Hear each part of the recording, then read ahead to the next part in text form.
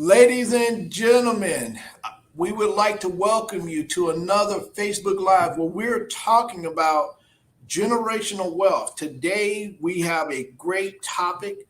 We're going to start off our series with dealing with what is generational wealth from a female's perspective, an African woman's perspective in our community. So if you have been waiting to hear about what other people are saying, what other women are saying, what the women are saying about generational wealth, I know that's a hot topic. So I'm going to kind of set this up as we begin to go into this five-part series talking about generational wealth. And we're ready to go into talking about what has the African American woman meant to generational wealth. We want to make sure that you ask all the questions tonight that you can be able to learn something and also apply what you might learn today. Today we have some great women. Pamela Cox Starks, she come highly recommended. I went to school with her at Indiana State University. She's a member of AKA sorority. Amen. So we are looking forward to hear what she has to say. A historically black African American sorority. We say that Indiana State was the Black College of Indiana. We also have Eunice Trotter, which is come from the background in the business world. She used to be with the Indianapolis Recorder. She used to own it. She comes from a family of ownership in black businesses here in this city. And if you know anything about news or way we shape our images and way we shape our norms, Eunice Trotter was a part of shaping what we consider valuable news. So we celebrate these two ladies of coming out and talking with us about generational wealth. We celebrate them by coming in and saying thank you. As an African American man, I am curious to see what these women have to say. We've had dialogue earlier before the show, and you guys are in for a treat. So grab somebody, FaceTime somebody, get three people to come on to the show with you. Share this, let them know that we're here. We have some great speakers tonight. We're going to be on here for 1 hour. This is going to be the series that everybody will be talking about. So without any further ado, we're going to have a brief introduction. Pam Cox Starks, could you please give us a little bit about who you are, what you do, and what you represent? Oh, absolutely. First of all, thank you so much for having me, Cepeda. We do go back 30 years or so. I am so thrilled to be on a panel with such a positive mover and shaker and Eunice Trotter here. I am here from the perspective of just kind of like, and I know Eunice will too, is keeping it real. So just have some real life dialogue and experience. In terms of what I do, I work for a major insurance company. However, I do not sell insurance. I am not on the financial services side of insurance. I am on the operations side where I manage health, safety, and loss prevention at a large campus in Tempe, Arizona. But Wow. I have been with the company for 20 years. So, being with an insurance company comes that financial literacy. So, a lot that I'll talk about today is far as generational wealth is from that insurance standpoint. I've been married for 26 years to Kenneth Starks. He's an alumni of Indiana State University as well. We have three children. Our oldest is Jason Starks. That's my bonus son. And then together we have two, Alexis, who is 21, and Kyle, who is 16. Just thrilled to be here, Cepeda, and I appreciate the invitation. Right. So as you see that Pam is already welcome onto the show. She's an alum of Indiana State University and a dear friend. I knew her and her husband before she even got even started. So we celebrate Pam Cox Starks, and we thank God for her and her husband and her family. We also now we ready to receive Eunice. Eunice, kind of tell us a little bit about you and your background also. Well, hi, and thank you for having me here tonight on this show. And I'm really happy to hear from from him. I'm just excited about that. Well, I'm a Indianapolis girl. I grew up here in Indianapolis. I went to public schools here, lived on the east side of the city, went to different schools. My father was an entrepreneur, and in that time, that role was very difficult. So we, as the children, got the wrath of that by having to move different places at different times in our lives, which caused us to go to different schools. I put myself through college, got married as a teenager, Wow. which quickly ended, and but produced some great kids. Went to IU and also to Martin University. I got degrees from both places and got an MBA down in Florida at a university there. I started working in the newspaper business as a teenager and just loved that business and stayed with it for many, many reasons. And while it was my passion and my love, it also presented some challenges when it came to being married and when it came to raising children. And I think we're going to talk a little bit more about that later. But I'm also a historian and genealogist, just published a book called Black in Indiana, and just finished a major conference called the Generation to Generation Conference, which I was one of the co-chairs for. And during that conference, some of these conversations that we're going to have today were held during that conference as well.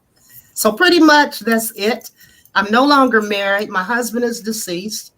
And I have 5 grandchildren, 2 children, and busy, having a great time at this stage in my life. Okay. So as you see, we're ready. We have a loaded panel today. So we're going to dive right into it. Okay. So the biggest question that I had is, Pamela, you can address it first, and then we'll go to Eunice. Is what is the norms that some women, African American women, have had in reference to generational wealth? What are some of the norms that jumps out at you? Well, I would say when you talk about the norms, I think Eunice and I both talked about this earlier, the definition of generational wealth.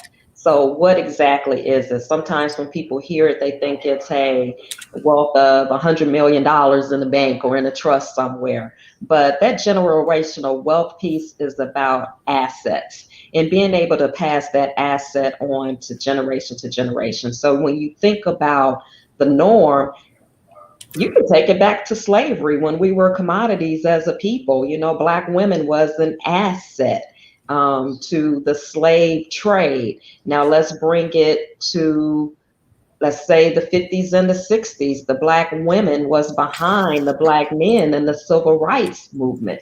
So as an asset, we contribute in that manner. So let's just advance to the now. So when I think about the norms, first of all, you know, Black women have historically been left out of the financial planning piece because it is a male dominated field. And so now that we are, you know, women's rights and created equal and just more opportunities for women, whether we are married with children, whether we are single, you know, single parents.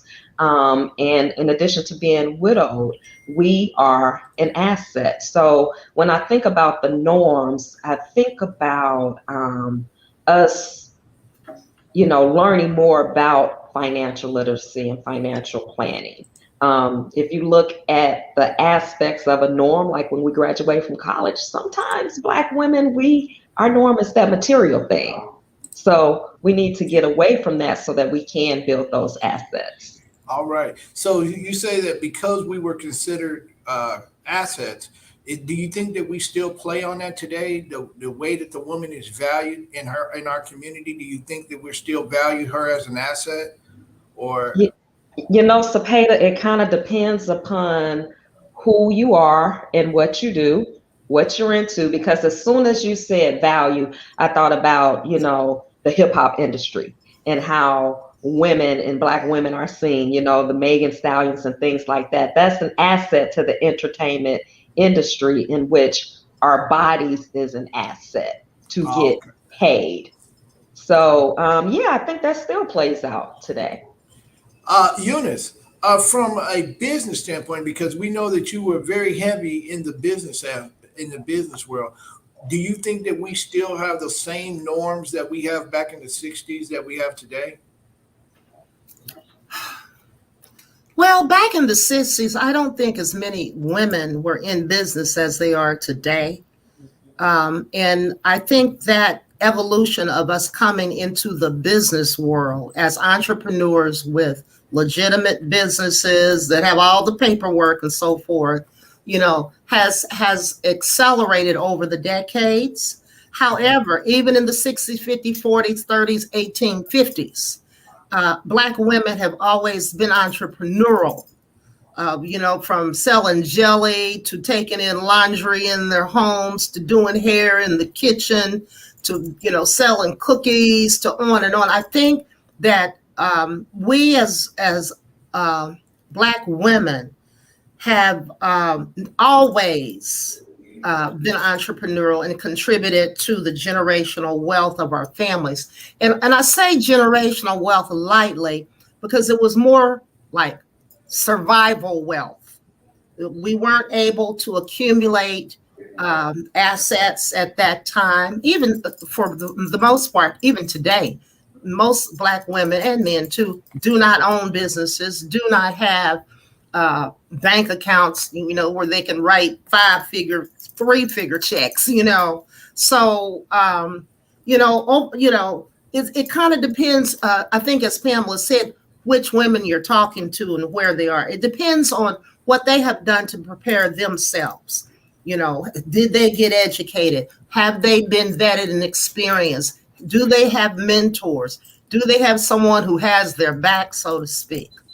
So, and I can talk more about that having your back thing later, because all entrepreneurs have to have someone who has their back, be it Fifth Third Bank, Chase Bank, Mr. Jones, Mr. Benford, Smith.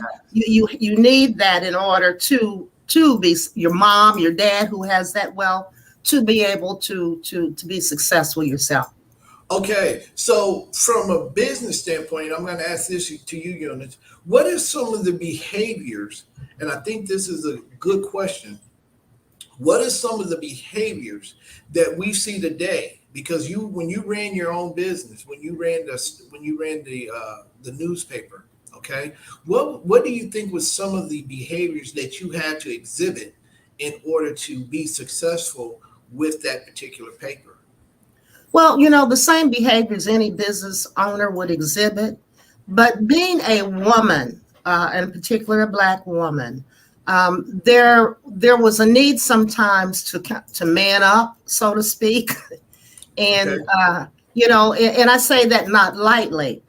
You had to function outside of emotions. We women are emotional beings, so you could not have that emotional side to you in operating a business.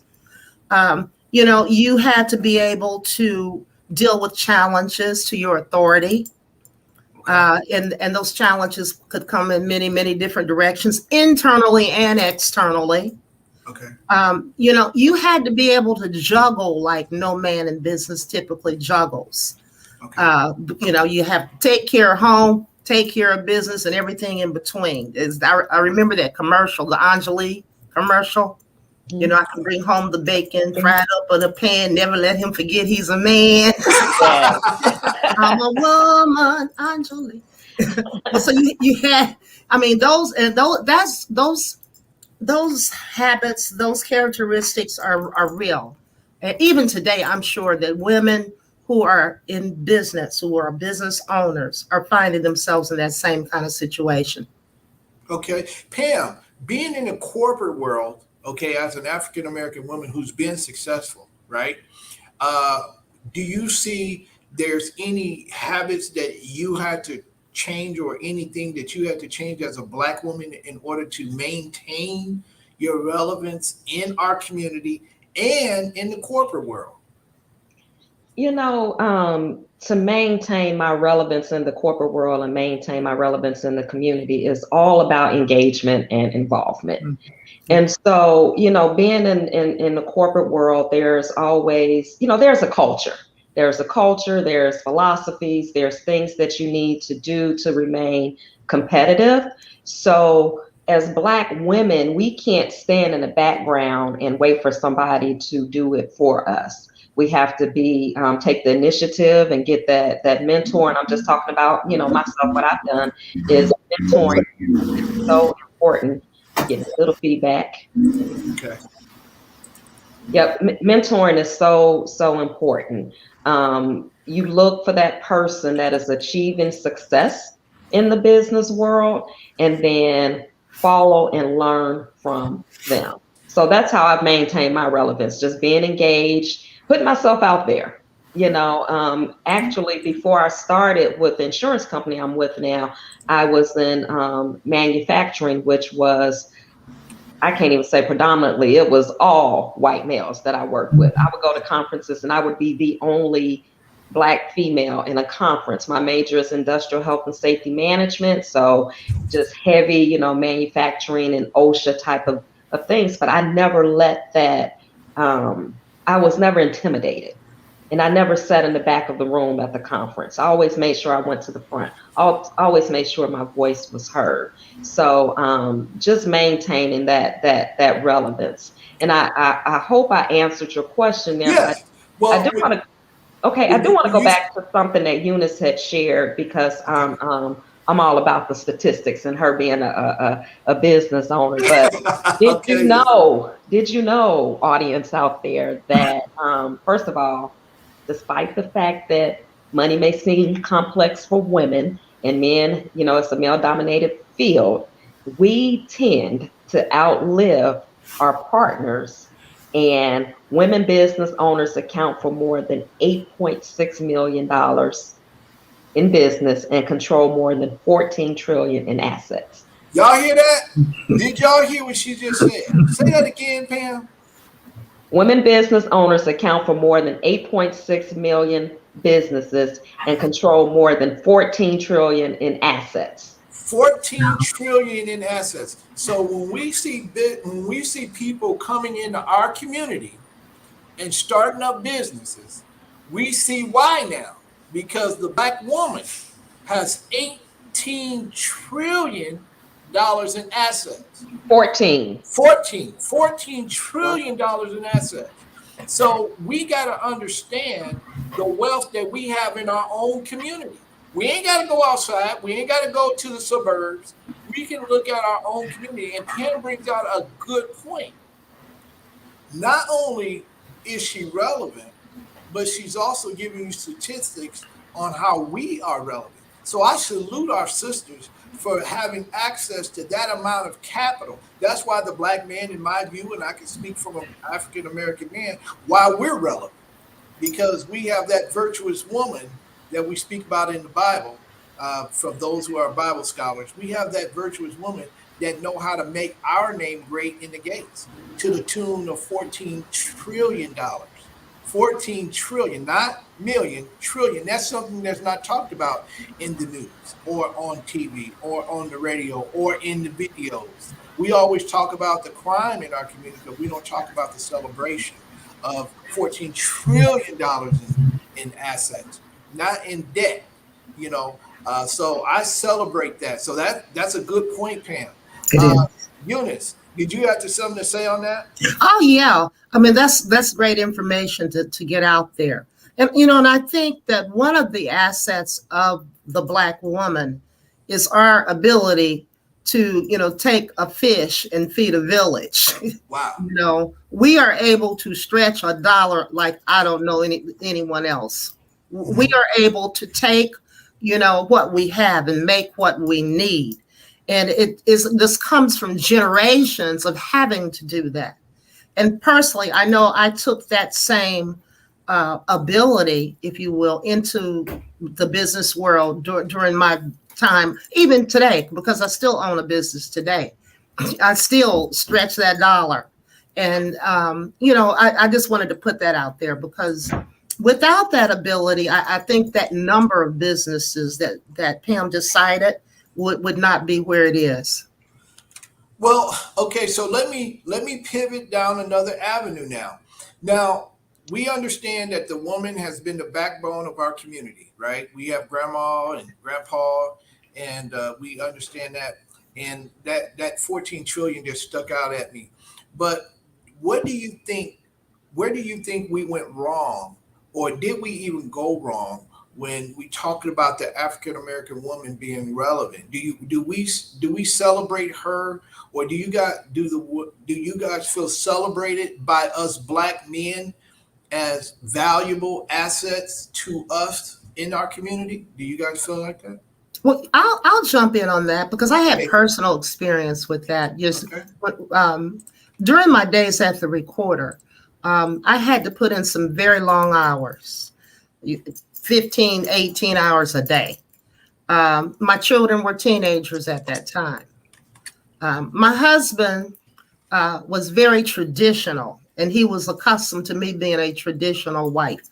Go to work, get off at 5 o'clock, come home, fix the dinner, check the kids' homework, whatever.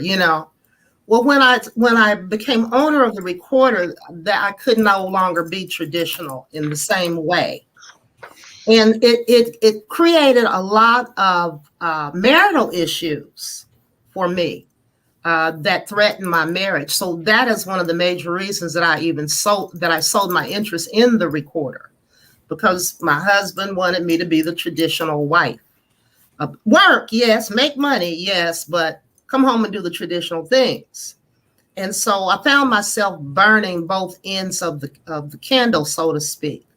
It became extremely difficult to do both roles well. And so when I saw the recorder, I went back to work in the mainstream media. And one of the columns that I wrote was related to this very issue. Can we do it all? Can we have it all?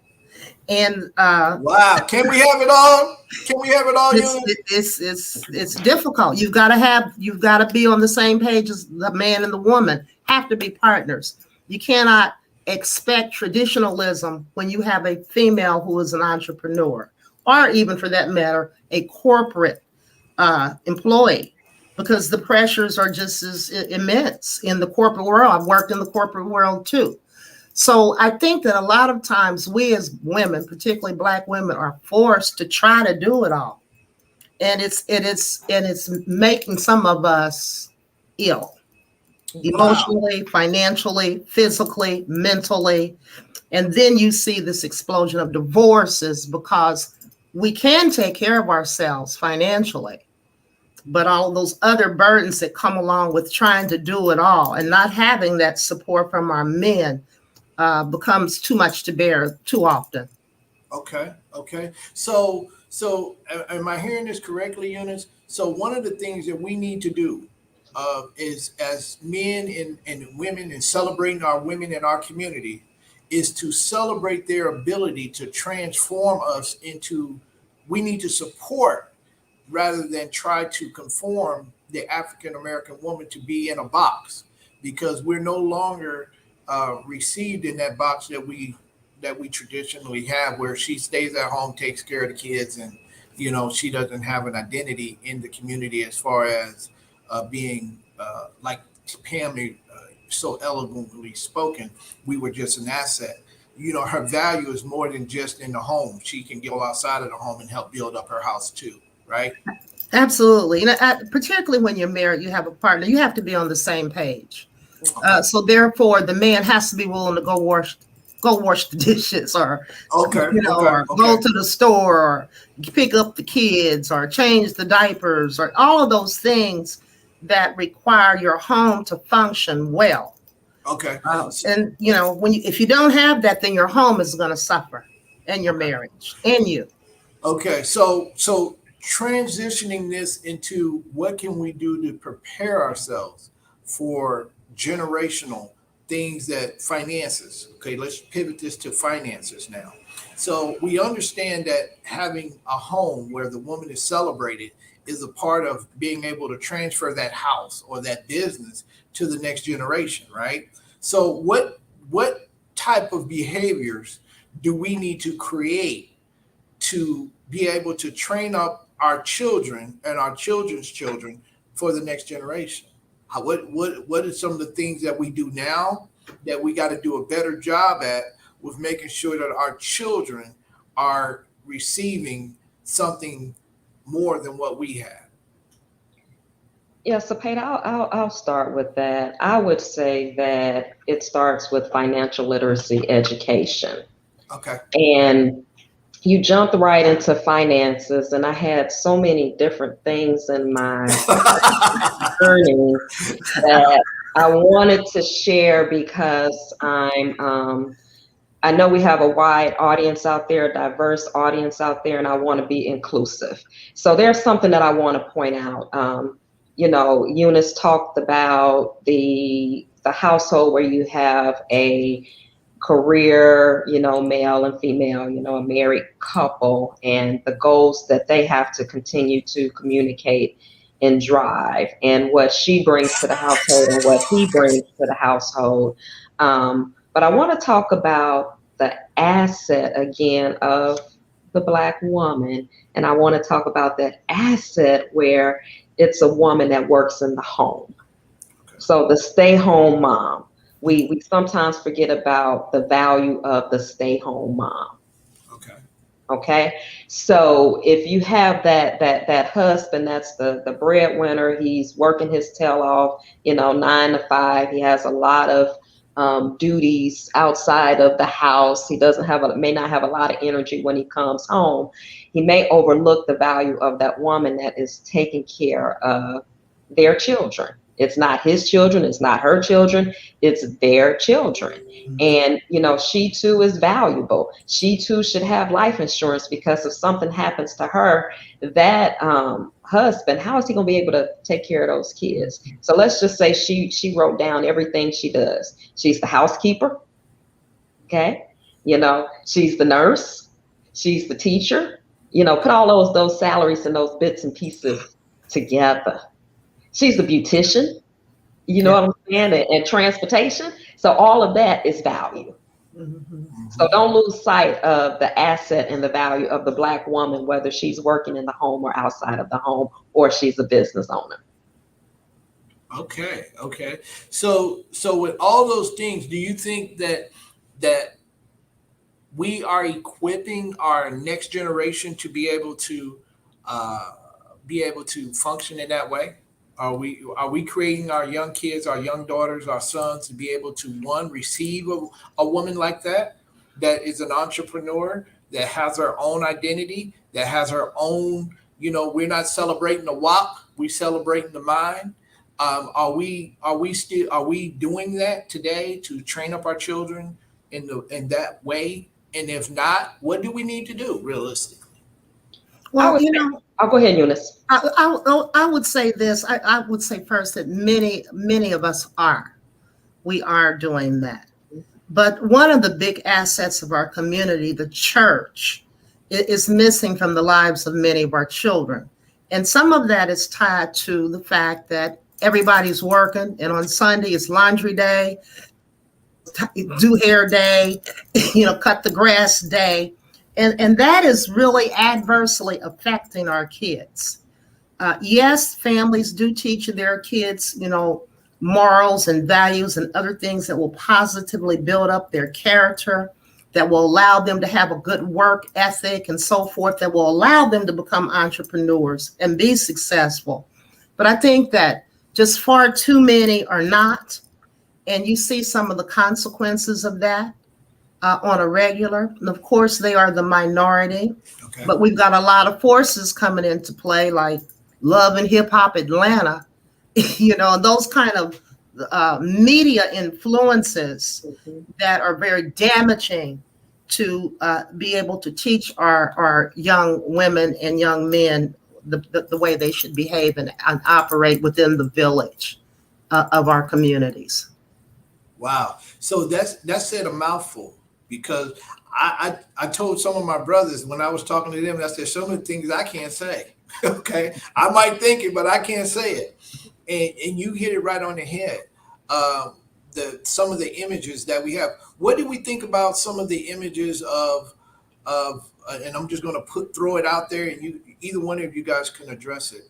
What are some of the images that we have in our community that should be celebrated rather than, taking a back seat to? What do we want to see more of? Celebrating, the entrepreneur, the minority owned businesses, and you celebrate them and you make sure you support them. You celebrate the achievements of all of the women, the Black women that's in education. There's several women that I know that's in education in Indianapolis. That's to be celebrated. And I enjoy, when I come across social media and I see that they're being recognized for some great things that they're doing in the community. You celebrate, the women that's out there on the front line of the Black Lives Matter movement. You celebrate the young girls too, so that they can see that they are special and will grow and make a difference in the community. I say you celebrate everything that's positive, whether it's big or small. Okay. And even in addition to that, just to bring it back home to that mother who is at home, or who is more traditional, you celebrate those women who know how to cook a decent meal. Food is the crux of our everything. And so many young women today don't know how to cook anything. I didn't say that, y'all. Listen, I didn't say it. I didn't say it. It's not a fabrication. It's the truth. Okay. And so, and our kids are suffering from that. Okay. It just is. So you celebrate, the young mother who does get up on a Sunday and takes her kid to church, just send them. Even though I personally was guilty of sending mine on many Sundays versus taking them. You celebrate, the mom who exposes her children to, to all kinds of things that will benefit them culturally. That she takes them to the museum. She, takes them downtown on the canal. So, you celebrate those things that are good for us as a people, because no family lives, operates, exists in isolation. We all have an effect on one another. So we were doing the positive things. So I got a question. Do those type of things that you guys talked about, and I think those are norms that we're talking about, habits, do those things affect us financially with being able to transfer from a dollar standpoint? Does the young lady, the young girl who looks at her mom that goes to work, comes home, makes sure the dinner is done every day, even though she's working twice as hard, does that give that child that a little bit extra when times get hard to make sure that I'm going to make it, go to college, like Mrs. Trotter said, start my own business. When times get hard, I'm going to keep going. That creates that wealth to where, that transitions into a home ownership, that transfer into starting my business and not letting it fall down and transferring it to another generation. Is that what you guys are saying, that we can do that? Is that what we're saying? Absolutely, we can do that. I mean, I think about you stating that child watching their parent work hard and that parent cook. Two things can come out of that. That child may decide like, hey, I want to educate myself and become an entrepreneur so I don't have to work as hard as my mom did. Wow. Or they can say, hey, my mom can really cook. And she has cooked for us. So why don't I look at a catering company and teaching others to cook or becoming a chef?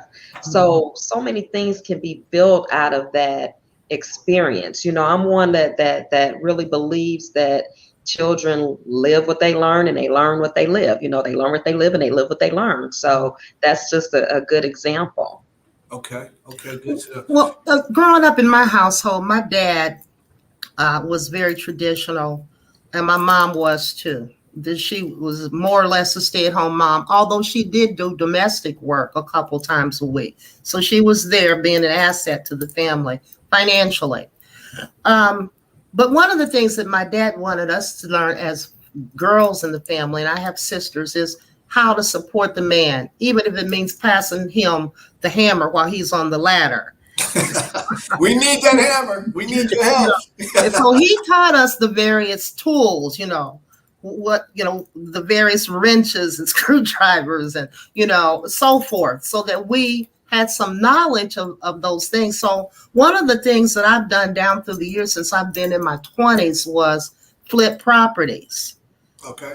So I had no problem with painting or scraping off wallpaper. So we have to teach our kids, our girls, and my daughter does it today too in her home, that, being feminine and being a female does not exclude you from picking up the hammer. And I think that as Black women, we've always known that we've had to, pick up the hammer, literally and figuratively. Mm-hmm. And so those kind of assets are things that we have to pass on to our kids, our girls included, to build that generational wealth. Okay. You can't pay for everything though. If you can put up your own wallpaper, your own border, instead of paying somebody 5 times as much, that means you've got more money to save or do something else with. Do you, from a standpoint of African American women, okay? So this is the elephant that's in the room, came straight off of one of the questions. Do women, Black African American women today, feel like they're celebrated by the Black man? Start with that. Start with you, Pam. And then I'll go. Hey, truthful conversation. Truthful. Do y'all feel like we're celebrating, or are we dishonoring you by not listening and not putting you guys in position to where you guys are heard? This is your platform. Well, Cepeda, it's one of those things that depends. Okay. It depends upon the community and the culture that you're living in. Okay. And it depends upon what you watch and where you put your mindset. So you mentioned Vice President Kamala Harris earlier.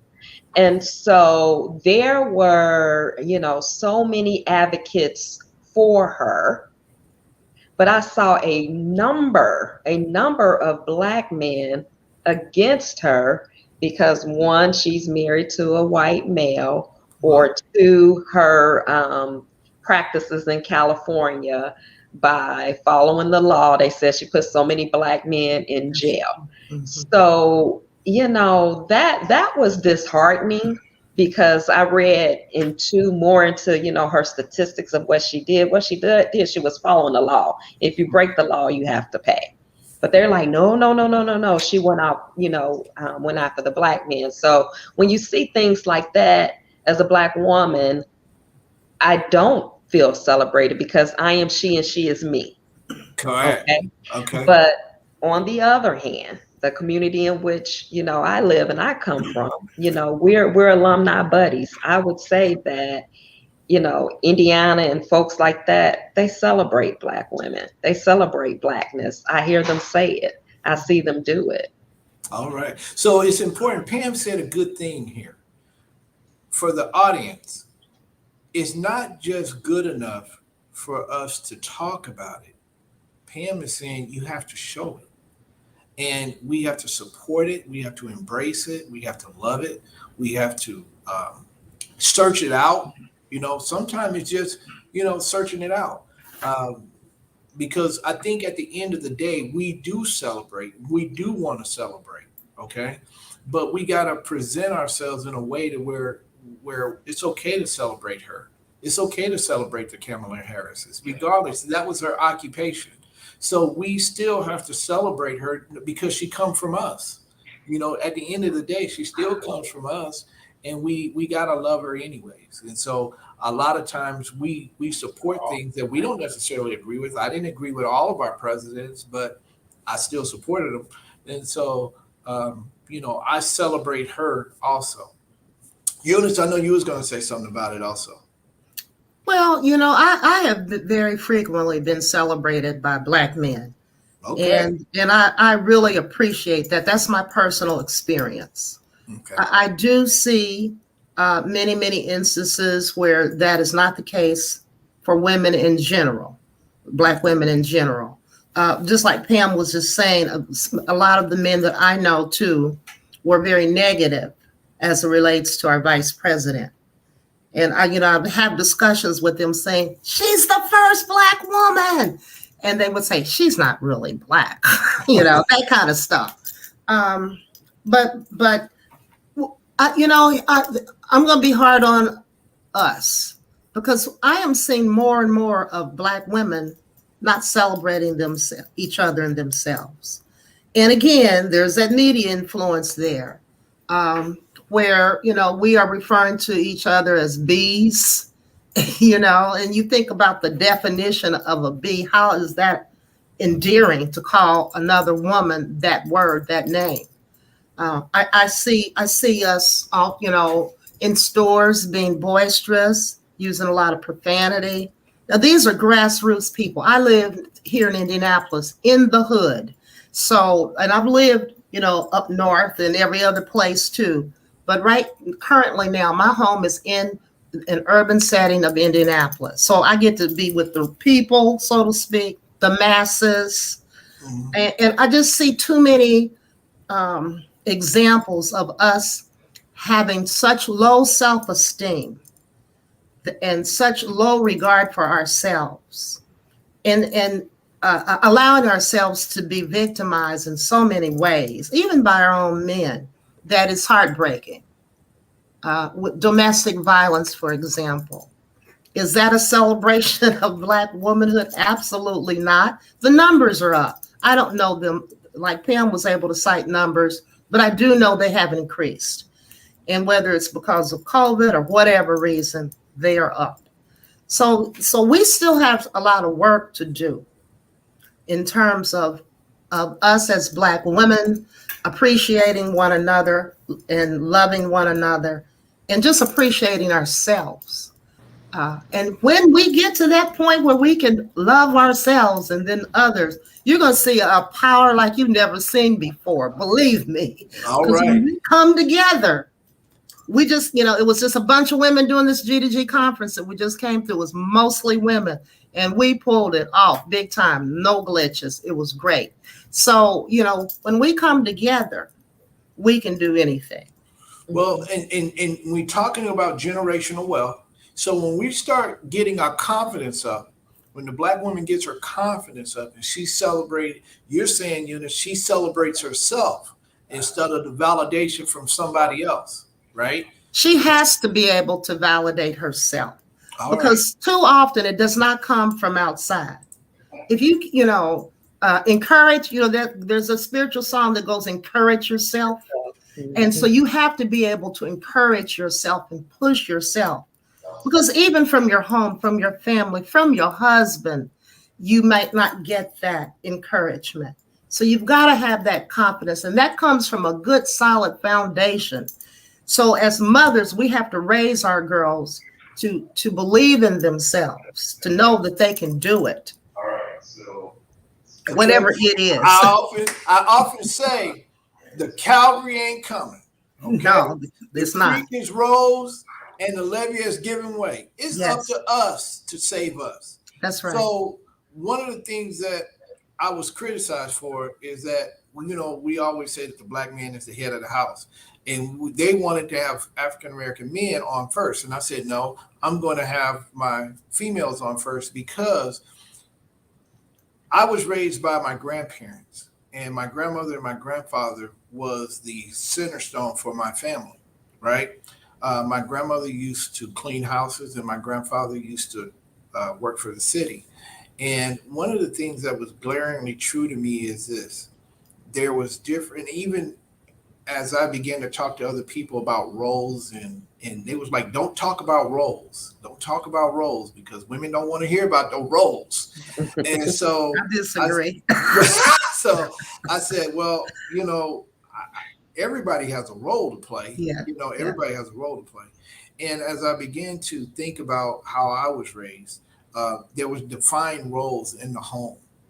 There was defined roles. And I think what has happened in our society today is that we've gotten our roles kind of misconstrued.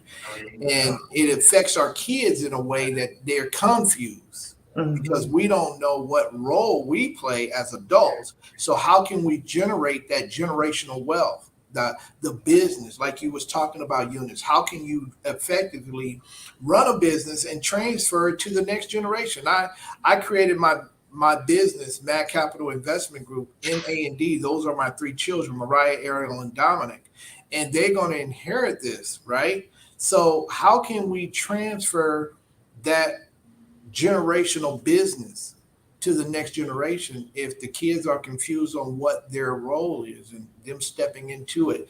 And I'm thinking about our counter pieces. When I go into the Chinese shops, I see the husband, the wife, and the kids all working in the business. Or if I go into a hair salon that our Black women go in and they buy hair, you go in and you see Chinese woman, Chinese daughter, Chinese man in that particular facility. Or if we go to our fast food places, I love to eat Jordan's chicken, but when we go into those facilities, we see the husband, the wife, and the child into those facilities, and it's okay. Where do we come into play? Do you think that what do we need to do to get to that point to where it's okay for the Black woman and the Black man and the Black child to be running a business that is impacting our community? What do we need to do to get to that point? Well, one of the reasons that the recorder became available to me to purchase was because the children of the original founders were not interested in that business, in running it. So that left an opening for me to come in and take interest in the business. Now, I found that when I owned it, my own kids did not want to work in that business either. They saw me working 55,000 hours a day. They didn't want that.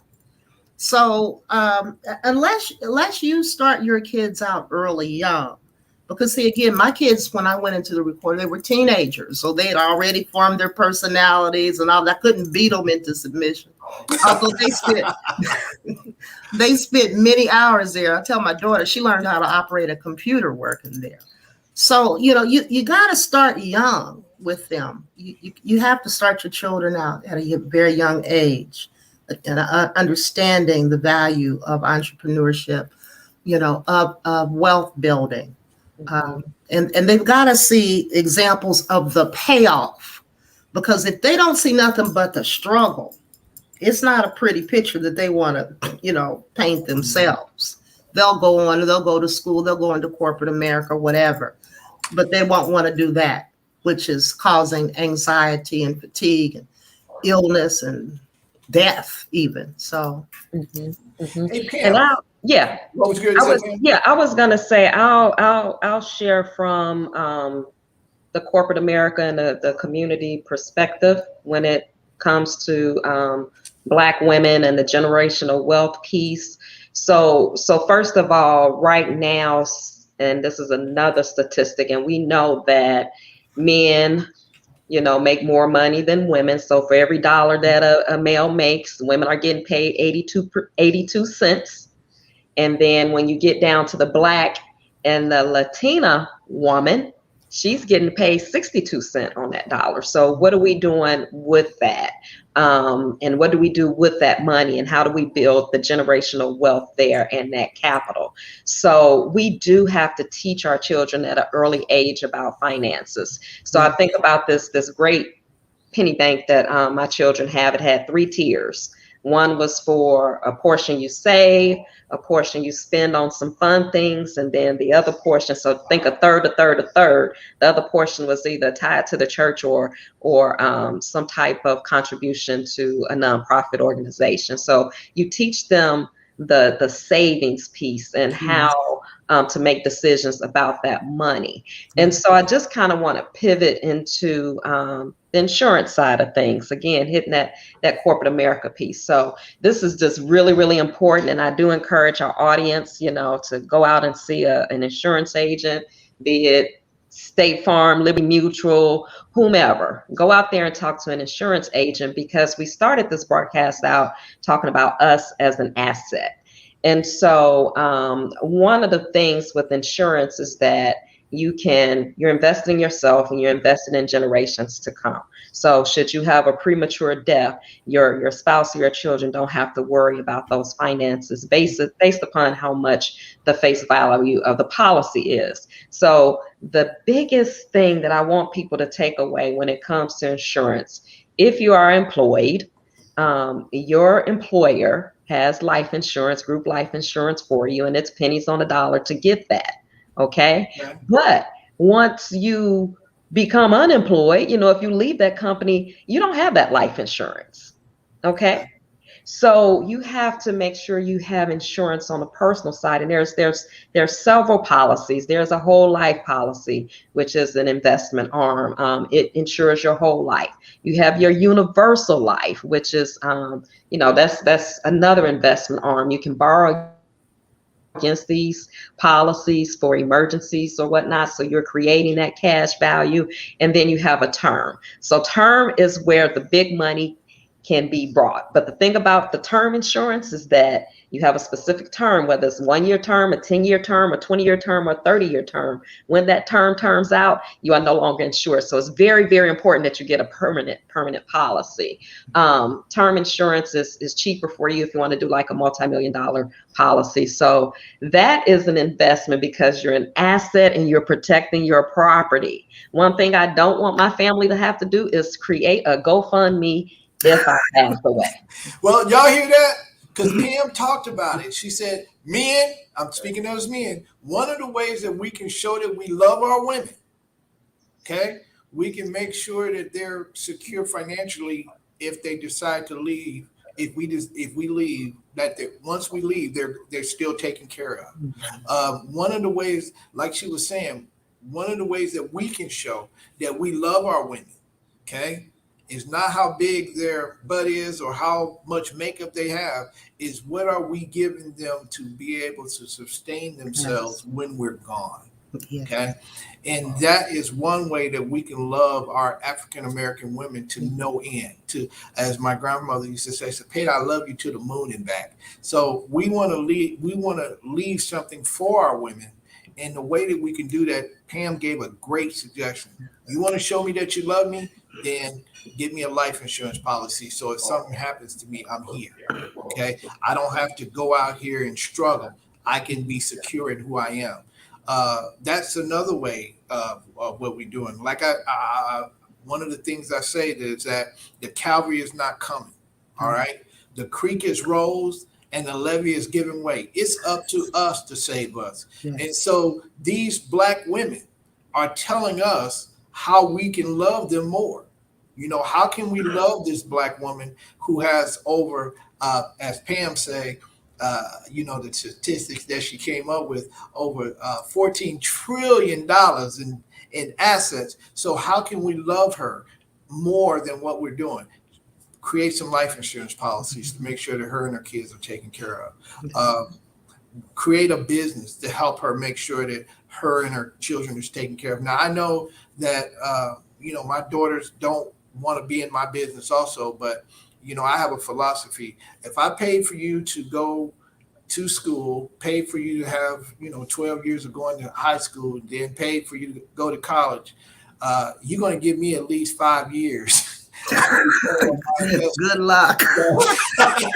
Good luck with that. So it's not an option. But we got to be able to communicate with our children. And women have had a way of, the Black women have had a way to where pops can come in and he'll whoop you, and we believe in whooping kids, but mom have a way of just looking at you and saying it's time for you to get in line. So traditionally, the black woman has been in place, and I agree wholeheartedly with Pam, and that's a great point to bring out. If you love me, right? If you say you love me, then leave something for me. Okay, that's your way of showing that you love. Got a question for you, Eunice, because you talked about your business and how was it that your kids didn't want to be a part of the business, or was it just they were just because the Indianapolis Recorder is a big, strong institution in the city. So is it that there was no room for them, or they just didn't see value in what you did? Or was it that you was away from the home so much until they say, hey, I don't like the way my mom is working and I don't want to be a part of that? Probably the latter.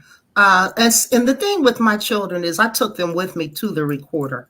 Wow. So it So wasn't, they have it wasn't, firsthand. yeah, they were there, in the building with me many days. So they didn't like that, I'm sure. And so, when I would allow them to stay at home and do their activities, because both of my kids were very active in sports and organizations and church and all this stuff, that presented a problem at home, because then my husband then had to be the taxi cab and do all the traditionally female things. So, it's like six in one hand, half a dozen in the other. They're either with me or they're going to be with him. So I wanted to say something though about this whole thing of passing on wealth too. One of the ways that I try to build wealth is through buying properties. Okay. And I I can't count the number of times where I've been able to buy a house for peanuts, because the children to whom the house was left by a mother or father no longer wanted it, because they felt that it was just raggedy and a piece of junk. And so as we look at this city, particularly the core being gentrified, with a lot of, our white brothers and sisters now taking these properties, rehabbing them, building wealth, for their families, we have to understand that we have given away a lot of our wealth. And so there's got to be more education of our women, because I think the women can put a lot of pressure to consider asset acquisitions, home purchases, and the men. Just because the house needs gutters, paint, and a roof, or there's bad plumbing, does not mean it doesn't have value. And so that is one of the best ways that I've been able to make money.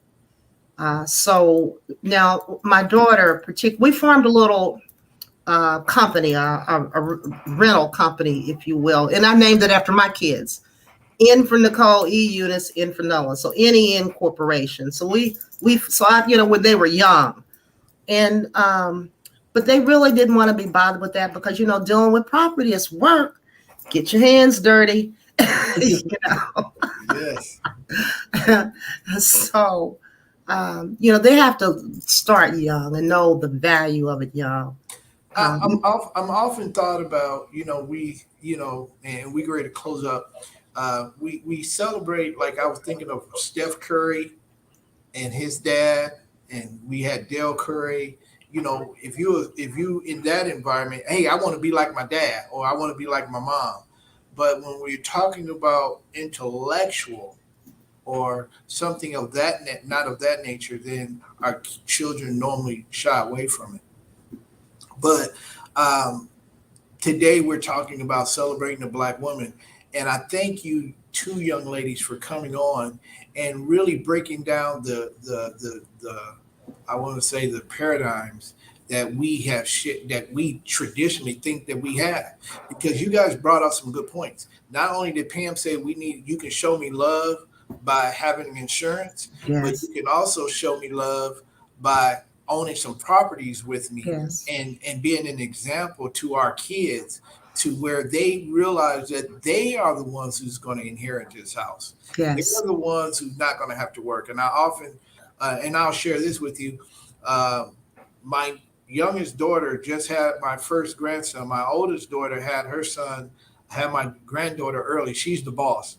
But my youngest daughter just had a son. He's 8 months, 7 months old now. And one of the things that I did is I bought my daughter a home, and as I begin to think about generational wealth, what are we offering to our kids, to the next generation, to be able to create? What if they mess it up? So what? But did we create it for them, and did we give it to them?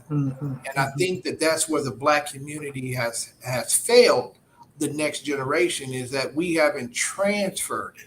It got to be transferred. You might have it, but if you don't transfer it, that child has to start from square one. Yes. So we have to transfer all of those things. That's why I was talking to Pam and yourself about how does the Black woman perceive herself? Because if she don't perceive herself as a way to transport that wealth, then guess what? It won't be transported. That's true. So, but one of the things that we can do to celebrate her is that we can say, "Hey, I love you" with this life insurance policy.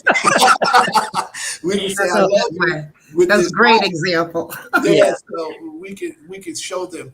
And the challenge to everybody out there is, if you are married and you have a child that is a female, a Black female, or if you're married to a Black woman, what are you doing, or what can you do to celebrate her? That's the question that, we didn't want to go there, but that's the question. What can we do to celebrate? What are you doing to celebrate her? Okay. And it's not buying her some roses. It's not taking her out to eat or taking her on an extravagant vacation. But what are you doing to make sure that the seed that she carries, or that she carried, is functional in the next generation? I don't know if Pam realized that she wrote this, but a couple years ago, I was on Facebook and Pam was talking about the celebration of her husband. And she was just giving him all type of accolades on being a great father and being a great man, and thanking God for him choosing her. And I'm like, wow, that's so important. Yeah. I remember saying that, Pam. Mm-hmm. Didn't think I paid attention. I went on y'all Facebooks and I had to get some stuff. So Very good. we have to find ways to celebrate our African American women, and we have to find ways to celebrate them. And the way that we can show, and Pam and Eunice have told us, men, one of the things that you can show us is by creating something that we can transfer to the next generation. Yeah. So we thank you, ladies, from that. In closing, Pam, did you have any closing remarks? Yeah. Once again, just thank you for this opportunity to just sit and talk. It's been a pleasure to share this panel with Eunice. One thing I want to leave with the audience, it's really basic. It's the 7 ways you can build generational wealth. And that was the topic, Black women and building generational wealth. And we've talked about these 7 ways, not even realizing that there was a checklist for it. But you do want to teach your children about finances, buy a home, fund your retirement. I'll tell you a story. We talked about mentoring earlier. One of my first bosses early on, he told me, he said, every time you get a raise, Pam, give your 401k a raise. Mm-hmm. And that has been since 1999. Invest in real estate, which Eunice shared an example. Giving your children a head start. One thing that my husband and I did for our daughter, who's 21 and a senior now in college, she's going to graduate with no student loans. And so that's a sacrifice that we made between her academic scholarship and making sure we were able to pay out of pocket. She's going to come out debt free. So that's that head start. Number 6. Get life insurance. Yes. It doesn't have to be that large. It doesn't have to be, just something. Mm-hmm. Look at your current circumstances and see what it costs to replace you or replace someone in your home. And then the 7th one is to build a family business. That is how you create generational wealth. But thank you so much. This has been a pleasure to be on this panel. Yes. That's what she said. She's giving us some examples on how we can show that we love our Black women. 1, buy real estate. 2, Go get some life insurance. Don't take her out. Don't take her to Ruth Chris. Take it to Allstate. Take it to Allstate. Take it. Don't go buy her a brand new car. Don't get that Mercedes Benz. Don't do that. Get her that home. Get her that home with some pots and pans. They said that these women need to learn how to cook. I didn't say it. What else did Pam say? Pam said, go get a business. Okay. Hey, listen. Don't go on that honeymoon with just you and her. Go get a business. Grab those kids. Go to the ball game. Y'all go get some hammer and nails and get that house built. That's right. Okay, so we got to do this. The cavalry ain't coming, ladies and gentlemen. The cavalry ain't coming. The levee is giving way. It's up to us to say, but these women have told us how we can love them. If you really want to be the man, go get some life insurance. Instead of getting her a $28,000 ring, go get her a $28 million policy. There we go. There we go. Eunice, tell me what you think. You know, Pamela gave some great examples, and I've really appreciated hearing all that she's had to say. So thank you, Pam. You are a tight woman. This is great. You're welcome. I have one bit of advice, which is just be the example. Be the example. Your kids are not going to do so much of what you say as what you show them to do. So be the example. If you are about building wealth, then your children will more likely to be about the same thing. You know, if you are about working hard to get assets, then your children are going to be the same thing. You know, your kids always want to top you. You know that. They always want to do better than you do. So, you know, give them something to be better than. That's my advice. And the last thing, pay it forward. Oh, yeah. Okay, pay it forward. Yeah. Ladies and gentlemen, we are on the right path here at Mac Capital Investment Group. We want to make sure, we want to thank Pam Cox Starks for coming out and being a part of what we did today. These women were personally referred. Eunice, I think somebody has their, what's the name one? I think Pastor Rush for referring her. So we thank Miss Eunice Trotter, which is a previous Indianapolis Recorder owner. We thank God for her. We got two powerful women who we can celebrate, who gave us some fundamental tips on how they want to be celebrated from a point of view of a Black woman. And I think they covered the whole base. There's no question about now what we need to do as Black men to celebrate us Black women, our Black women in our own community. We don't have to go outside of our community because we have $14 trillion in our own community that we can celebrate with them. And we laughing about it, but in the actuality, it makes me glad that, one, this is what I have inside of me. So what comes out of us is $14 million in wealth, and our children are wealthy also. So we want to bridge that gap between our communities and just talking about it. And so Pam told us, if you want to love us, hey, you better go buy some life insurance, brother. You better go buy some life insurance. And I see Pam with that big ring on her finger. So, you know, I know Mr. Starks. I know not only does he have some life, just go ahead and put that other hand up, Pam. Go ahead and put it up. Go ahead and put it up. Put the right hand up.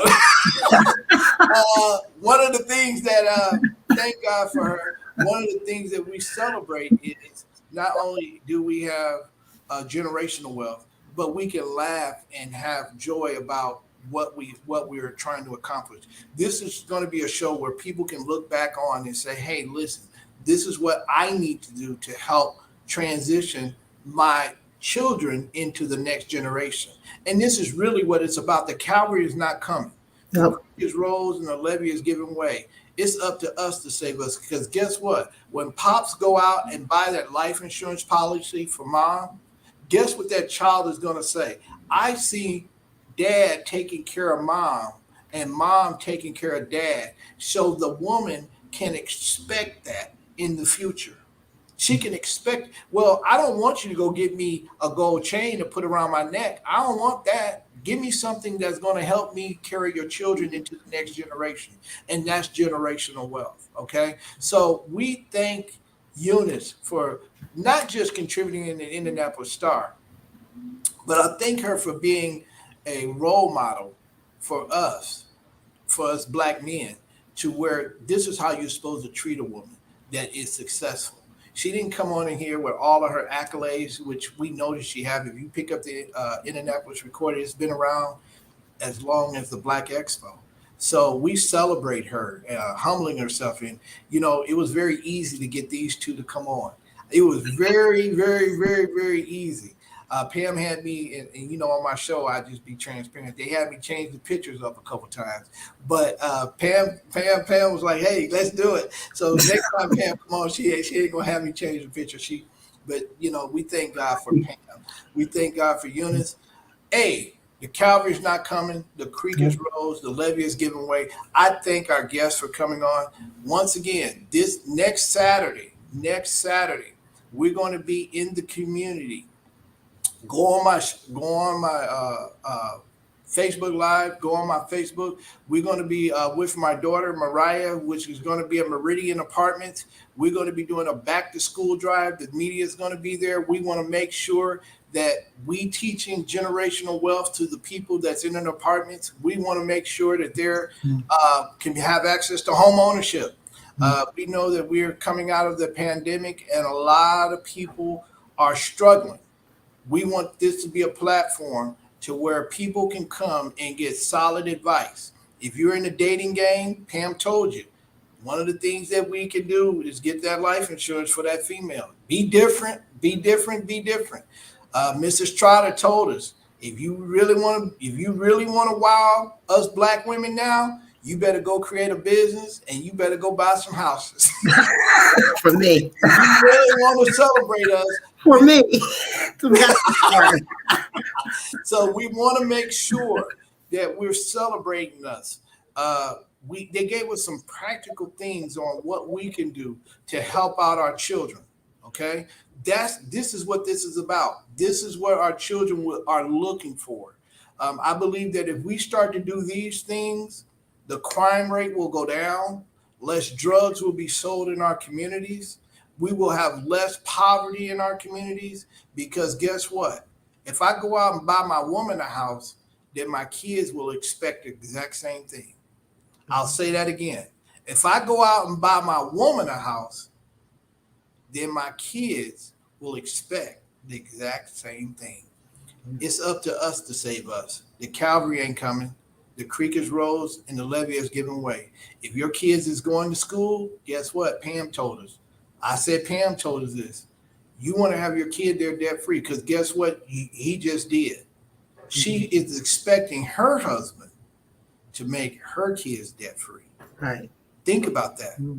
They're beginning to make sure that the next generation is passing on. Okay, so we want to make sure black households grew their wealth by 33%. BTW, what does that stand for, Pam?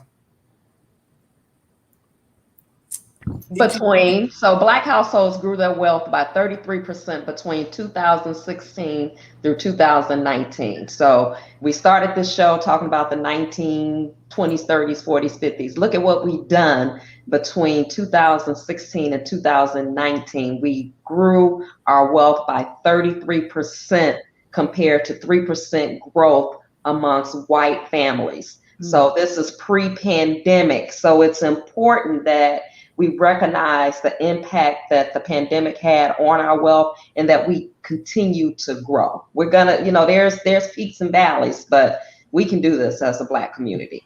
There you go, 33%. And remember, $14 trillion of that is the black woman. So we got some work to do. and they gave us some great tips on how we can celebrate us, how we can celebrate the Black woman. And it ain't about the WAP. It ain't about the WAP. And it's about wealth, always privilege. Wealth is always a privilege. I say that again. We believe in the WAP. I believe in the WAP. The wealth is always a privilege. Okay? Wealth is always a privilege. So we laugh about it, but I believe in the WAP. Hey, the wealth is always a privilege. Amen. So the cavalry ain't coming. The creek is rose. The levee is giving way. $14 trillion is what our African American women represent. I'm not moving from that. I'm gonna collect it. I'm gonna get me some life insurance, and when I start back getting it, when I get back in it, I'm gonna go buy some life. I'm not buying the ring. I'm gonna go buy some life insurance. We're gonna tie tape around our ring. Y'all got me in trouble here. I'm gonna tie some tape around our fingers, and guess what we're gonna do? We're gonna go get a house, okay? And we're gonna get some life insurance. And if we have kids, the kids are gonna be debt free because they're gonna work on our house together. Yeah, and you can buy your wife an annuity because that's income that she cannot outlive. I just said we're gonna get some term. Now you're on the annuity. So now I don't want to leave it off to her. Now I want something for myself. But we want to have a good time. But yes, absolutely. We thank you, ladies, for giving us some practical tools on how you want to be celebrated. I did not know it was gonna go like this. But I can't say that the cavalry ain't coming. The creek is rose. The levee is giving way. It's up to us to save us. And so we want to celebrate our women. Next week, if you think this was, as they said on the Soul Train, if you think this was a stone gas, you better wait until next week where we have our men on here. Share this video with somebody. Share it with 3 people. Just share it with 3 people. Have those 3 people come on here next week. We're going to be coming from a male's perspective. The African-American man going to talk about us next week. And then I might have all 4 of these, my panelists, come over and say, okay, now what does the man think about it? And what does the women think about it? Mm-hmm. And so next week, we're going to talk about the man. Now, we know that that's going to be a hot topic. Okay, now we learned this week on how the woman want to be loved. Now, next week, we're going to learn how the man want to be loved. Now, I guarantee you, I don't know if you're talking about no life insurance. But we learned now that we got to have a life insurance policy. We're going to start dating. So, hey, man, if y'all want to date a true woman like that they were talking about, and y'all don't want to get involved in the WAP program, guess what? Go out and get some life insurance. Go out and buy a house. In other words, what they're saying is get yourself together. Get yourself together. And we got $14 trillion in debt to bring to the table. So, hey, get it together and we'll be here waiting on you. So we celebrate Pam. We celebrate Eunice. We thank you. We thank you for your honesty. We thank you for your straightforwardness. We thank you for the tools. And I think I can speak for men, Black men in general. We thank you for the tools on how you have told us how to love you and how you can transfer that wealth to the next generation. So we got to learn how to cook, brothers. So we thank you. We thank you.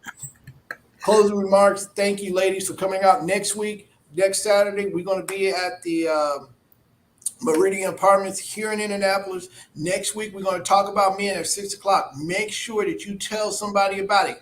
Grab your family, sit them in front of your laptop. If you are having a hard time, give them an opportunity to come in, sit down for an hour, and just listen to us talk to them about stuff that's important to them. If you have a teenager and you missed this, that's on you. The cavalry ain't coming, the creek and rose and the levee is giving way. If your kid is in college, you need to send this to them.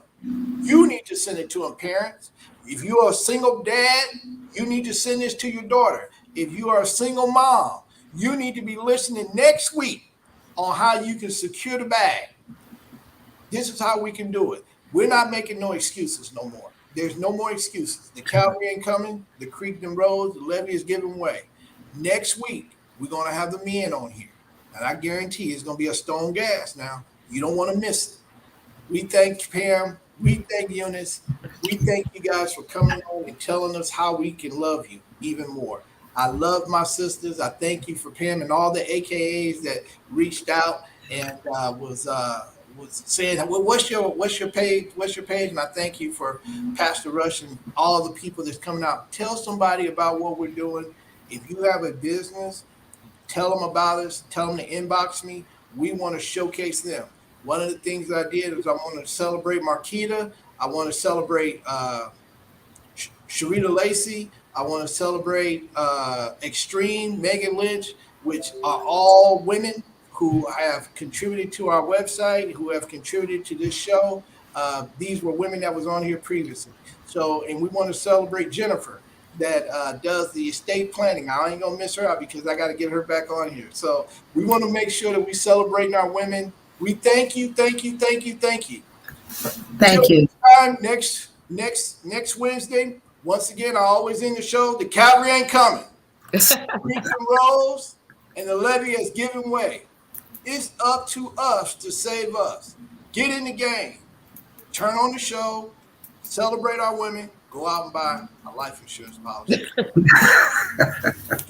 Bye-bye. Bye-bye. Thank you. Bye-bye. Thank you.